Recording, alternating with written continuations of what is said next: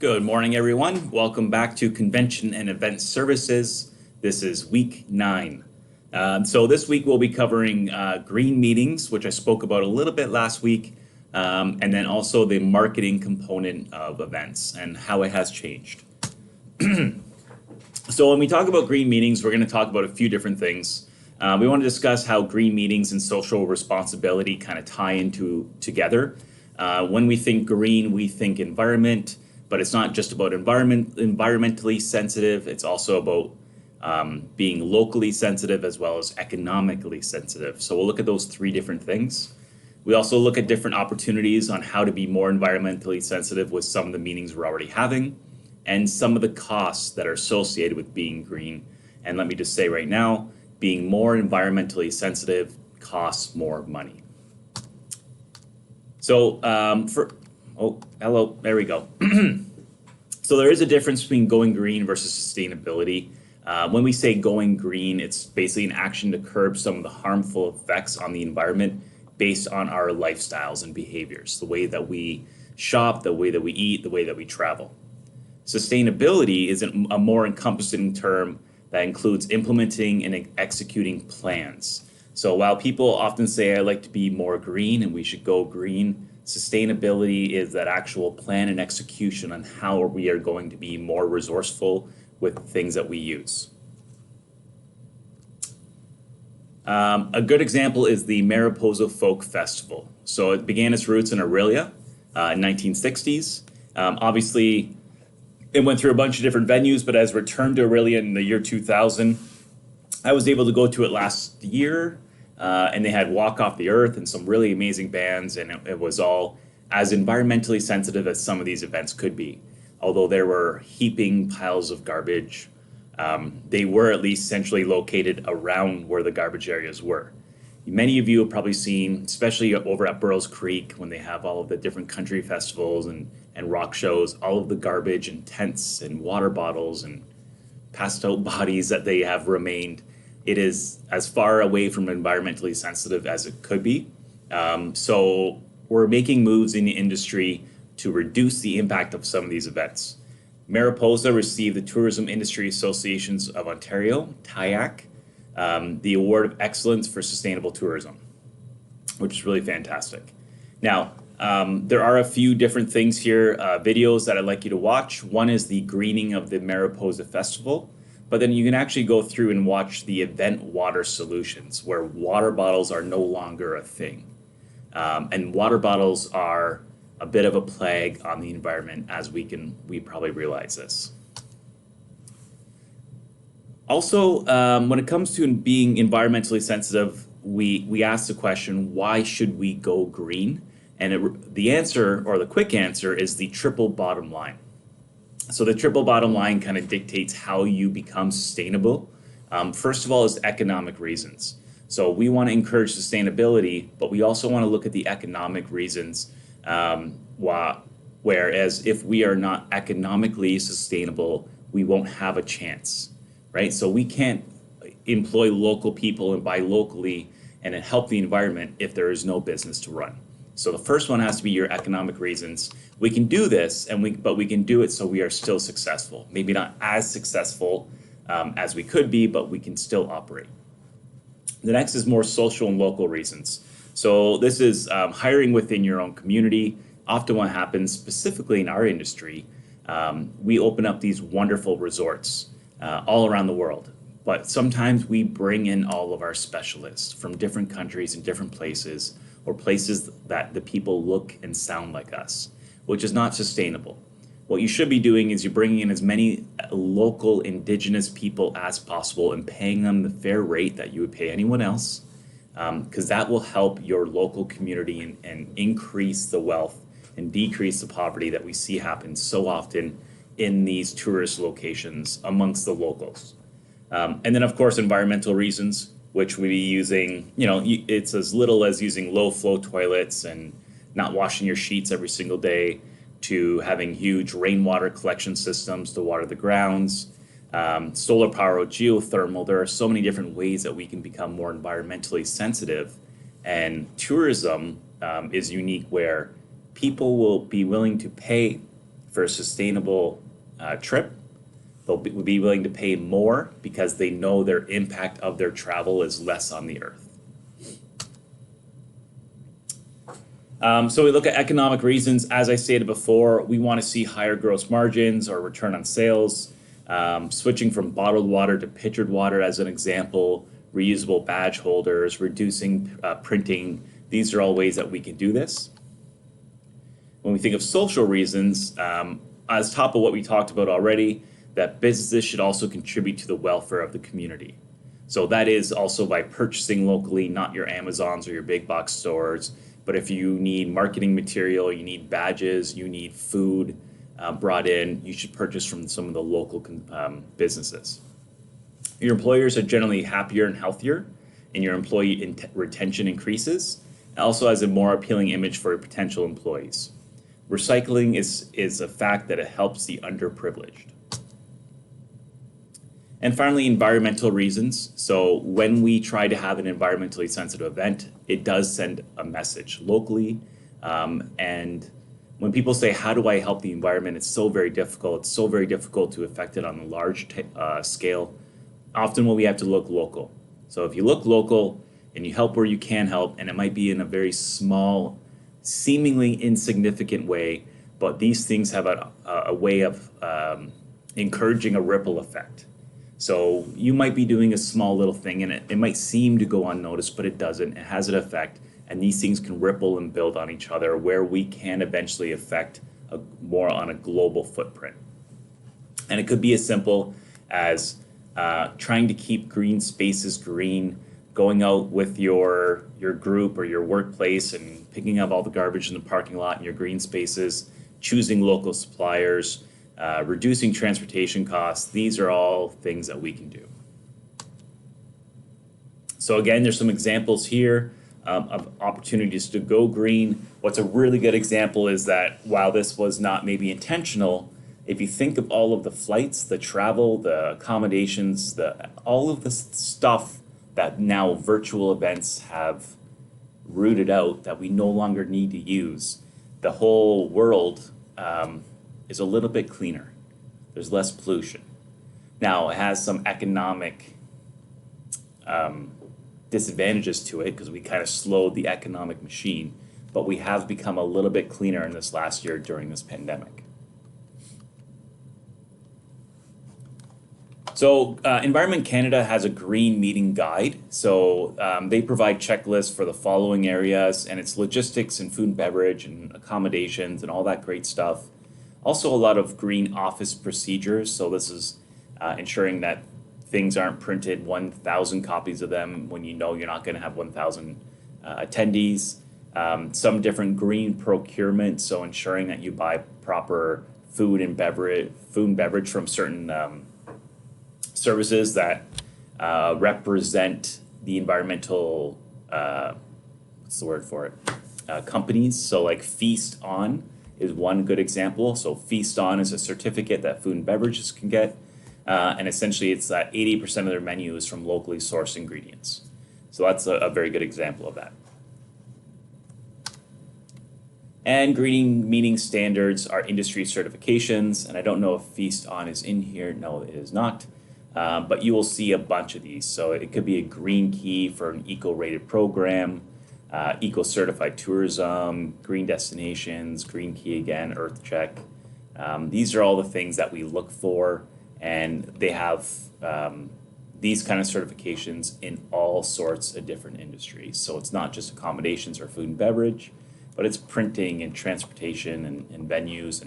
And while it's typically more expensive, it is less impactful. And then that goes into a lot of our future trends. So we have a social responsibility in the event industry that we are going to always have increasing number of events. Now we've already made a lot of steps towards that future trend as far as implementing a lot of these virtually.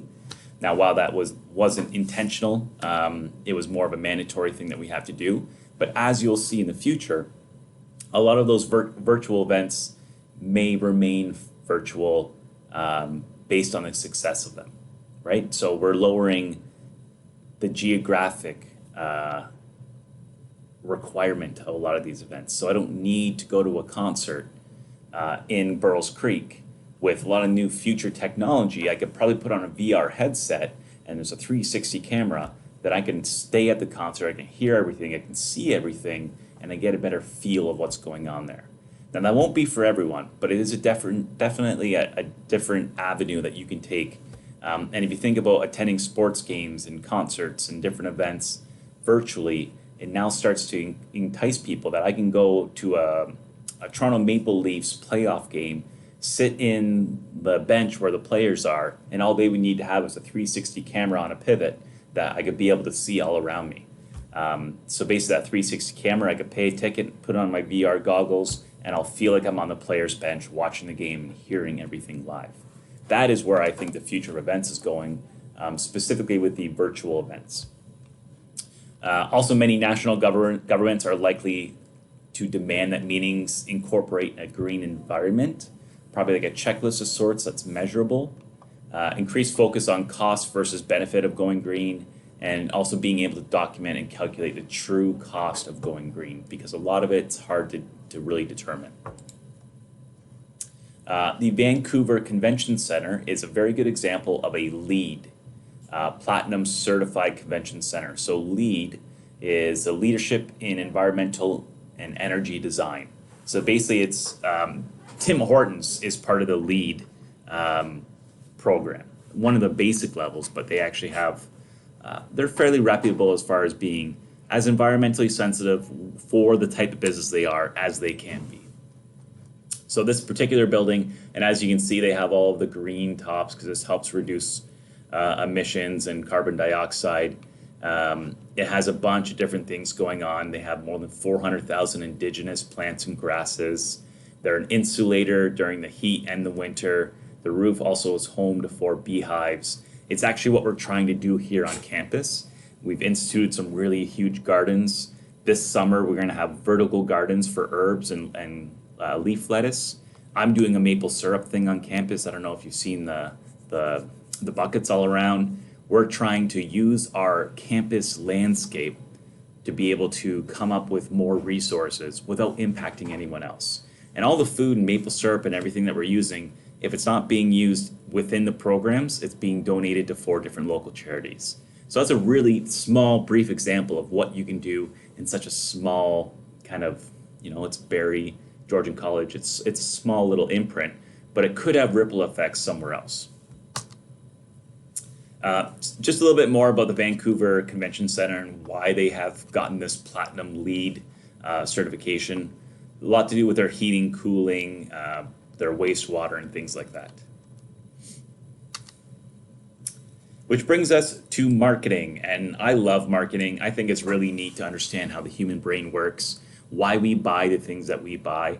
And even though I can see through a lot of the reasonings behind it, and it's often envy or pride, I'm also guilty of it. And I like having nice things, and I want to have material things. And I'm someone who understands the necessary evils of life, and there's a difference between having all the things you want and just being happy. And I don't think it's one way or the other. I think it's maybe a mix of both.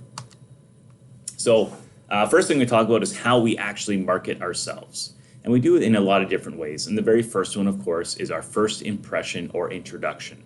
Now, this could also be, it could be a face-to-face, it could be through an email, or it could be in a first class, like me and you, and also it could be our first social media introduction. But that science has shown that first impression sets the tone for the rest of our relationship.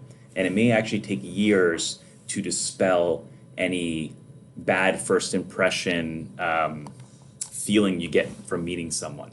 So you may have a bad first impression. You may hold on to that bias about that person for quite a long time, even if that person is actually fantastic and they're just having maybe a bad day. So it really goes to state the importance of it. There's also social media and the influences of their digital accounts. Almost every single employer now will look up your social media if it is public and able to be viewed.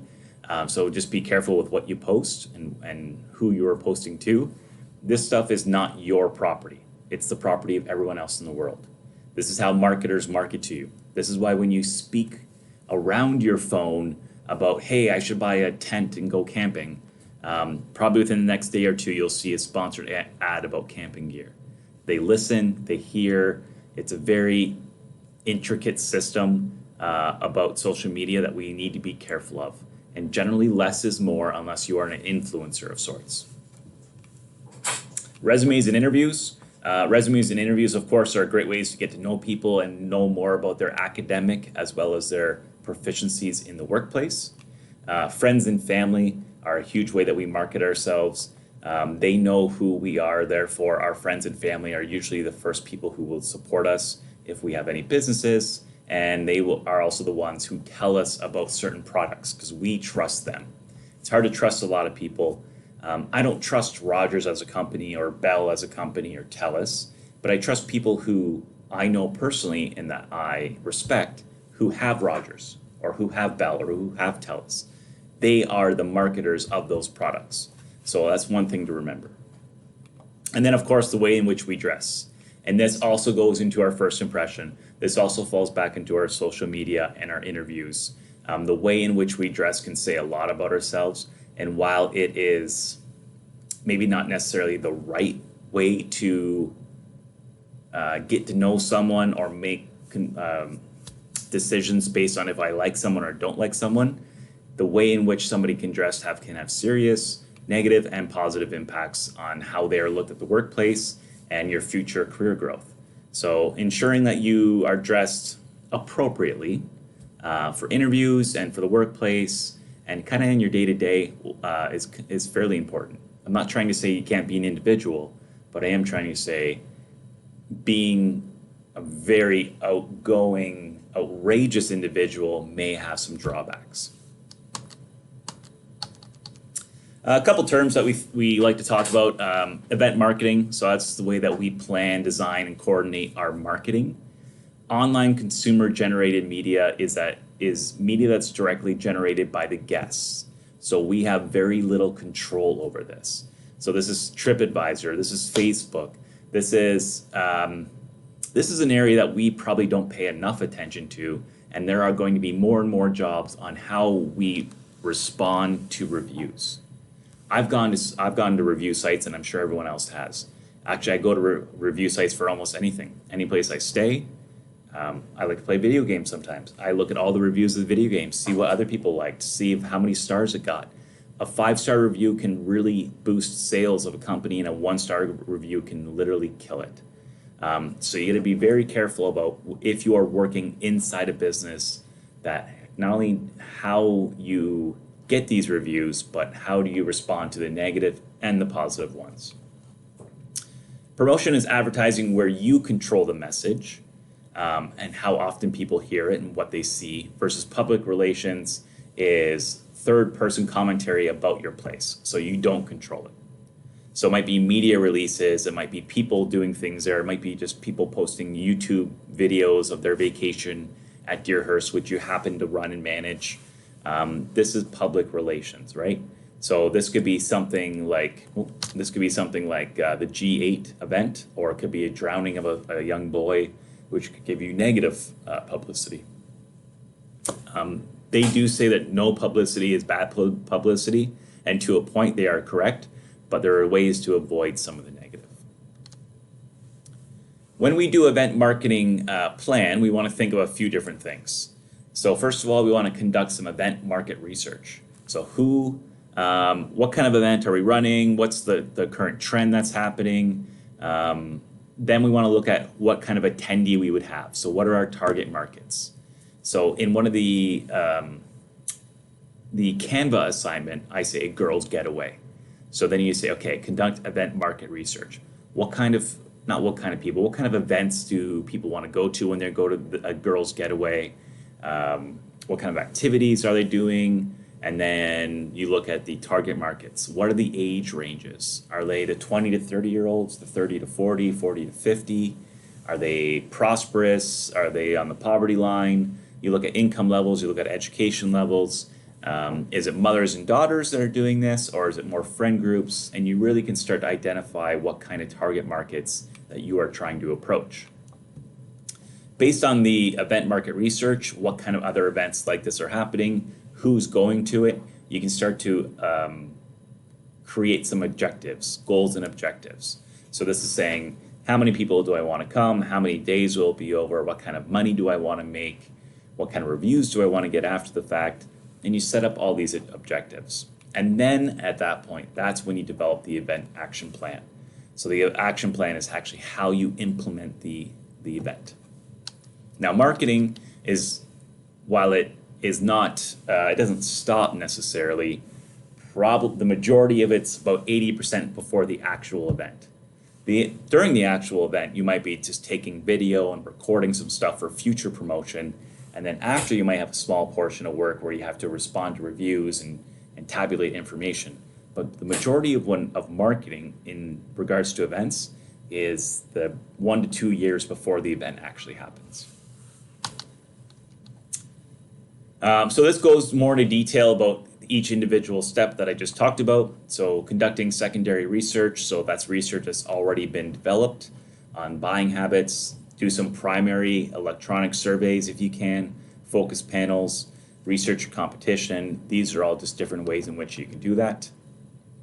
There's a great video here about the T-Mobile marketing example. So I won't do it right now, but if you watch it, it's actually fantastic. It went viral for years and years. It's over 10 years old. It's in a very competitive space, which is T-Mobile, which is a telecommunications company in the United States. They have very loyal customer tendencies in this space. So if you are a Rogers client or a TELUS or a Bell, you typically stay with that company. And not because they're the best, but because I think that there's a viewpoint that they're all kind of bad, they all charge too much, and they all take our money. So I'm going to stick with just the one I know, the one I've always been with, because at least it's safe. So YouTube and Facebook is kind of, during this video, was the main two forms of social media marketing. And I want you to watch this and tell me if you think it's a good marketing strategy or not.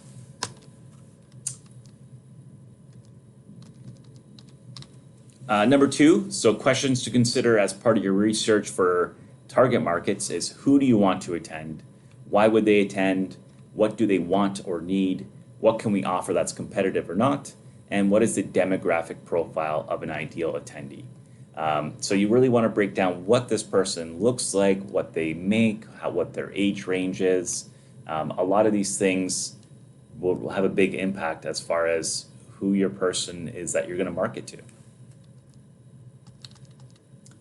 The marketing objectives, as I stated earlier, is all of the things that you want to achieve throughout your actual meeting or throughout the marketing leading up to your meeting. So you want to understand what the customer's perception when advertising and promoting the event. There is no point in promoting it as the biggest event when others perceive it as average. So you want to set your positioning. So positioning is a really kind of cool, I think, strategy. So when you think about positioning, you think, where does your mind go to when you hear about a company? As an example, Apple. So Apple. Where does it fall in the scheme of things when it comes to other cell phones? Samsung, Nokia, Motorola, I'm going old here. Google, Nexus, Pixel, all the other ones. Where does it fall? So positioning and branding kind of look like this. So the act of designing a company's brand strategy to occupy a distinctive place in the mind of target customers to maximize the potential benefit to the firm. So I want to set up my brand as something in this scale here. So as an example, we have kind of purses, I guess you want to call it. So Louis Vuitton, Prada, and Chanel have this higher position in people's mind where there's a level of prestige and a level of exclusivity. So they're not everywhere. They have priced them so not everyone can have them.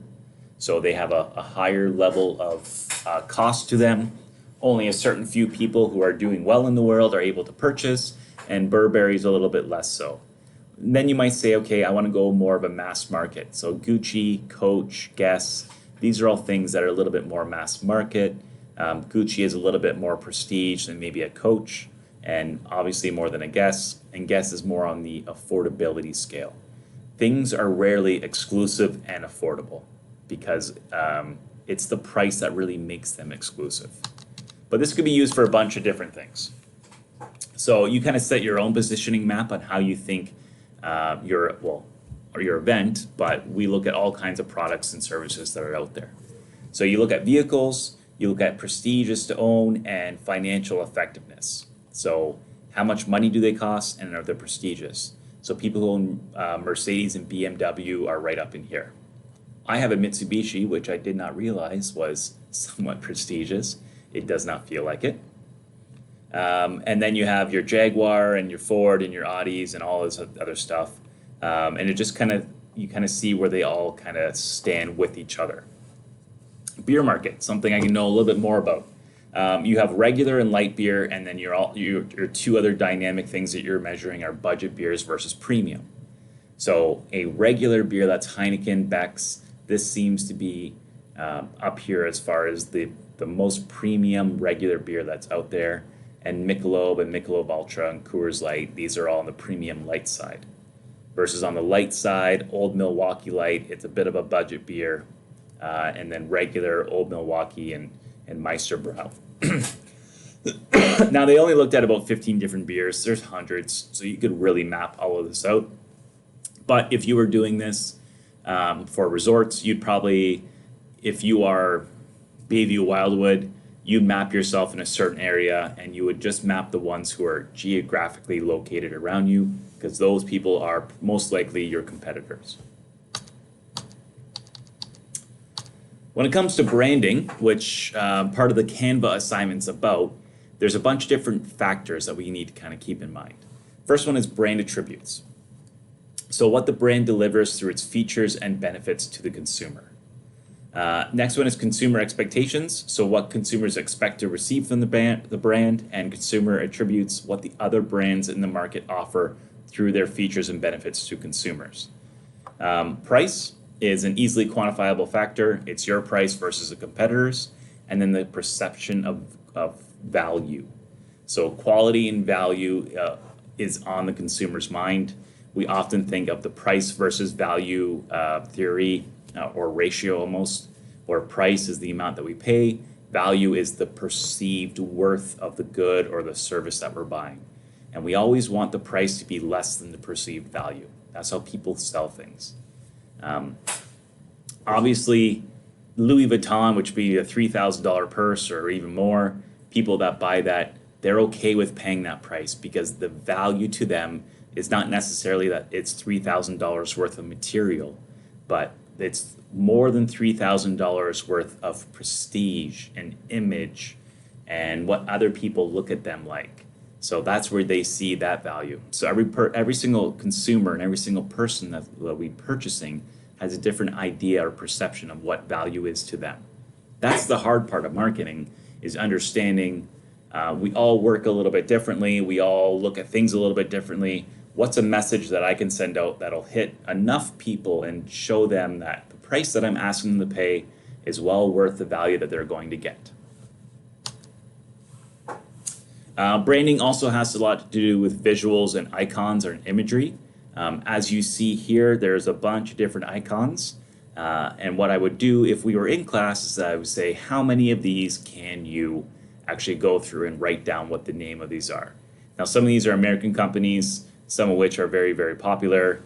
You should know what this one is. It's McDonald's, the Nike swoosh, Shell gas stations, this is Marriott, these John Deere. These are all fairly easy ones. This one here, people seem to have a hard time with, but it's my favorite beer, and it is St. Patrick's Day. So this is a Guinness. That's Atari, I believe. Maybe that is. I forget. As you can see, there are a bunch of different ones. Yeah, there you go. There's all your answers. So do yourself a favor and just try to go through these and see if you can guess them before you go to the next slide. And then finally, your action plan. So we talked about the 4 steps to marketing an event. The first 3 steps are all research-based, finding out what's going on, finding out who might buy my product, finding out how these people and their minds and their buying purchases or buying procedures work. Now it's time to achieve the marketing objectives using the 5 Ps of marketing: product, place, promotion, price, and public relations. Public relations is the one that's not controllable, not really, because public relations is a third-party person that might do a news article on you, or they have a charity, or they have an event, or they have an accident, all of which are things that are kind of out of your control. Only thing that is in your control is how you react to it. So if they are having a wonderful charity there, ensuring that they have some marketing attention or some media attention might help out your services, or ensuring that you have a public relations person. So if someone asks you for questions and answers, you can have that person who's trained and ready to answer those questions and not put their foot in their mouth. These other 4 things we can most definitely control. So this is just another graphic kind of showing you the different types of marketing that are out there. There's some paid media, there's shared media, which is a lot of that Facebook social media stuff. There's earned media, which is a lot of that publicity that we don't have a lot of control of. And there's owned, which could be stuff that we create from employee stories and customer stories, our review boards on our site, TripAdvisor, things like that. Now you'll see a lot of these overlap. So a review board it's owned by us because it's about us, and we can share it and answer to it and use it in our marketing. But it's also generated through social media typically. So it's kind of this shared and owned media space. Versus this stuff here, this could be sponsored content or some brand ambassadors that we have. We own it, but we've also paid money towards that marketing for our own. We want to see our own results. So it gives you an idea about just kind of how these 4 different sectors of media work and how some of them can be overlapping in many different parts of it. So it could be paid, owned, and earned media.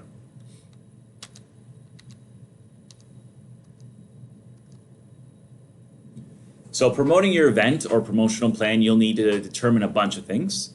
First of all, you want to talk about what kind of format will be used. So am I purchasing ads? Am I using media? Am I doing more personal selling? So that's more phone calls or emails to individuals, and usually it's a mix of all of these things. Typically they say start with social media because it's the easiest and generally it's free. I can also really put out some stuff that might garner some attention, and I'll see what kind of interest there is from the public. So you'll see random polls or surveys that might pop up. You can look at the amount of likes and comments on, let's say it's fall, and you promote some sort of winter activity. And you say, coming in a few months, snowshoeing around this lake. And you can kind of see what kind of interest you can garner from that. And then you can see, okay, this might be big. I will then know how many rooms I can expect to sell, or how much equipment I might need, how many snowshoes are going to rent out, things like that. You also want to set a promotional schedule, and this is where I think a lot of marketers fall short. They'll come up with an idea and they'll post it, and they'll like the reviews and they have a bit of momentum, but they don't perceive that or pursue that momentum and keep adding to it. So what happens is that they get a little bit and then they kind of stop because they haven't thought of what's coming next.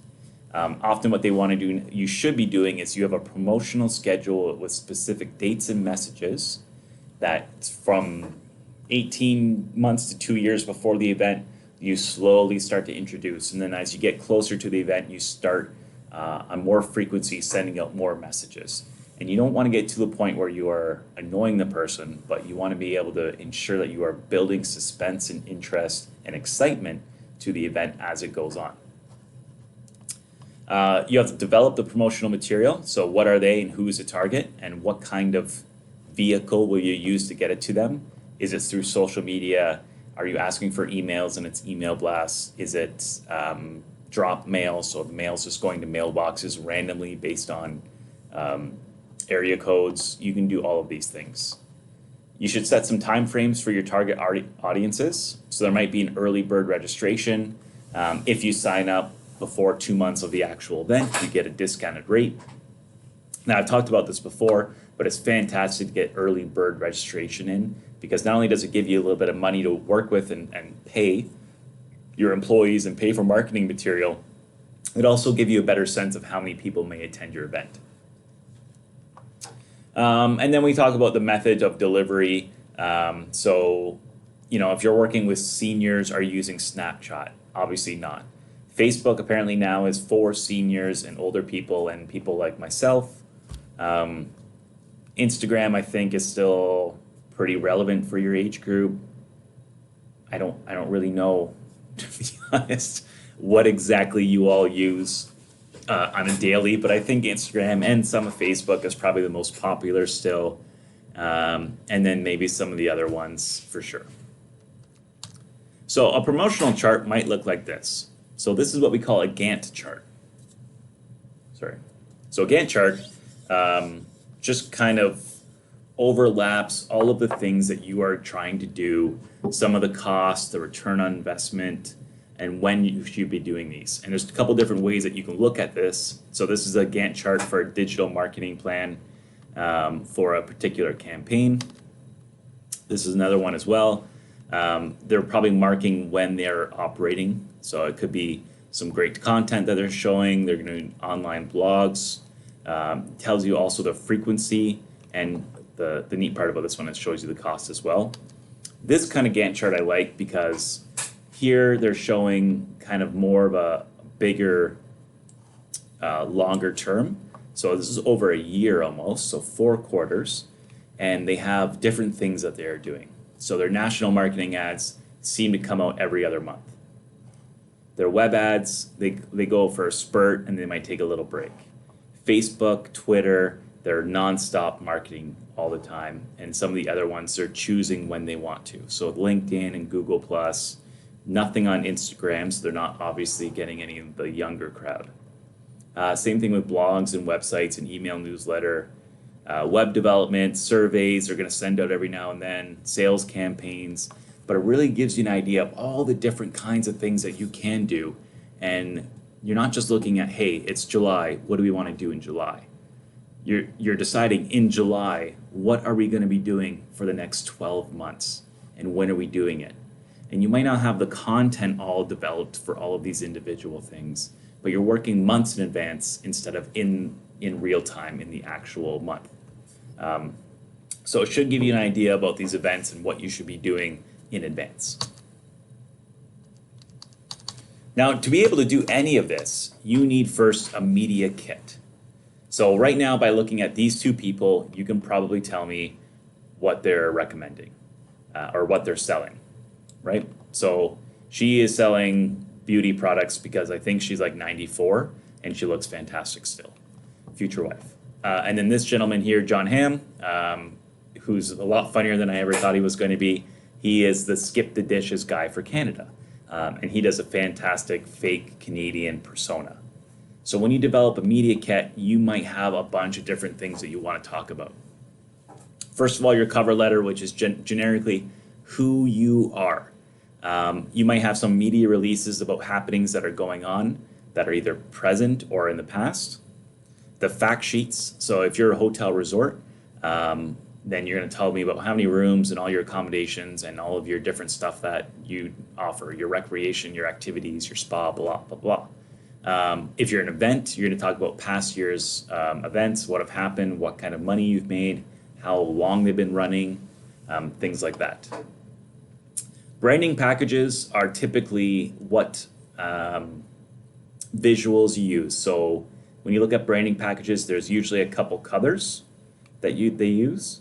There's a certain amount of text, so they use a particular 2 or 3 different styles of font. There might be logos. Actually, I wonder if, sorry, this is a little last minute, but if I look up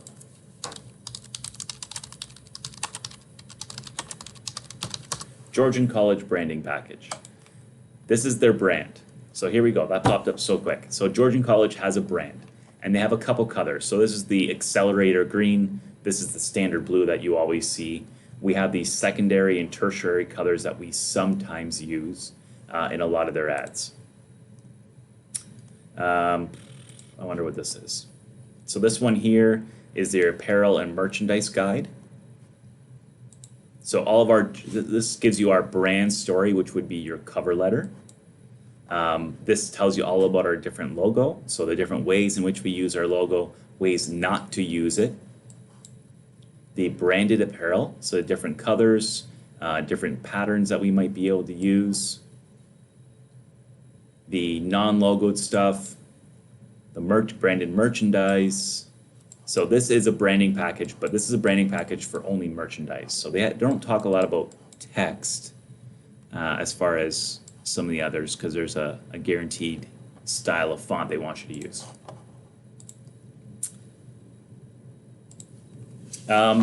Promotional flyers, posters, so things that you've used in the past but are documents that are easily adaptable. So in your assignment, in your Canva assignment, you'll create a couple, like an Instagram post or a Facebook post, you'll create a poster. But these are things that once you've created once, you might just want to use the same kind of layout, some of the same visuals, and just change some of the messaging. So these are great ways that you develop a media kit.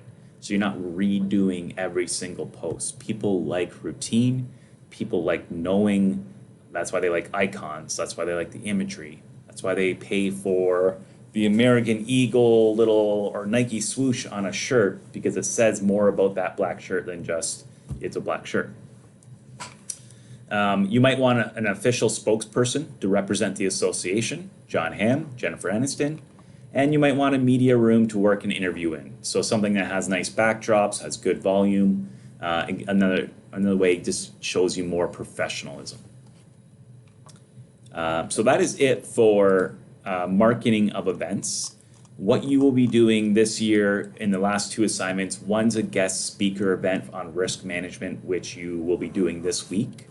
And it has a lot to do with just ensuring that everyone's safe and controlled and you know what's happening. The next one's a Canva assignment, which you get to choose from a couple different scenarios. And essentially you're creating, I suppose, a bit of content. So this would kind of be some promotional flyers and posters and a bit of branding, as well as some sponsorship material. The sponsorship portion will be talked about next week in class, so don't worry about that right now. Other than that, I hope you enjoyed this week's lesson, and I bid you adieu.